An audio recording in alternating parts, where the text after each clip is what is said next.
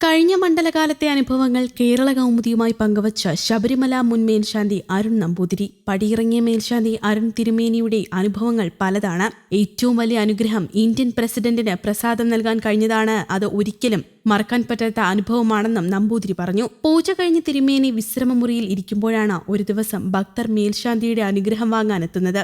തമിഴ്നാട്ടിൽ നിന്നും ഒരു അച്ഛനും മകനുമെത്തി മേൽശാന്തി കണ്ടതോടെ അദ്ദേഹത്തിന്റെ കണ്ണ് നിറഞ്ഞ് സങ്കടകാര്യങ്ങൾ പറഞ്ഞു. 5 വയസ്സുള്ള തന്റെ മകൻ സംസാരിക്കില്ലെന്നും അവന് അയ്യപ്പസ്വാമിയുടെ അനുഗ്രഹത്താൽ സംസാരിക്കാൻ വേണ്ട പൂജകൾ നടത്തണമെന്നും പ്രാർത്ഥിക്കണമെന്നും മേൽശാന്തി അരുൺ നമ്പൂതിരിയോട് പറഞ്ഞു. പിതാവിനെ ആശ്വസിപ്പിച്ച മേൽശാന്തി ഹരിവരാസനം കഴിഞ്ഞ് ഭഗവാനെ മൂടുന്ന ഭസ്മം നൽകി.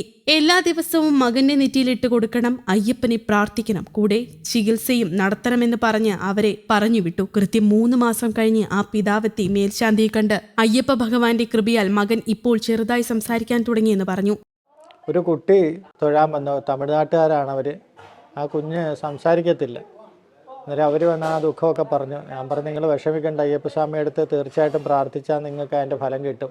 അവിടെ ഭഗവാനെ നമ്മൾ നട അടയ്ക്കുമ്പം ഭസ്മത്താൽ മൂടുന്നുണ്ട്. ആ മൂടുഭസ്മം അവർക്ക് കൊടുത്ത് ഈ ഭസ്മം നിങ്ങൾ കുഞ്ഞിനെ തൊടിയിക്കുകയും ആ പ്രാർത്ഥനയും കൂടെ ചെയ്തിട്ട് അതിൻ്റെ ചികിത്സ എന്താണെന്ന് വെച്ചാൽ അതും കൂടെ ഡോക്ടറുമായിട്ട് സംസാരിച്ച് അതും കൂടെ ചെയ്യണം. അവരൊരു 3 മാസം കഴിഞ്ഞപ്പോൾ വീണ്ടും തൊഴാൻ അവിടെ എത്തിയെന്നുള്ളതാണ്. അവർ പറഞ്ഞു, തിരുമനസ് ഞങ്ങൾ ഇത്രയും കാലം വളരെ വിഷമിച്ചിരുന്നതാണ്, ഇപ്പം ഞങ്ങൾക്കൊരു സന്തോഷം ഉണ്ട്. കുഞ്ഞ് ചെറുതായിട്ട് സംസാരിക്കാൻ തുടങ്ങിയിട്ടുണ്ട്.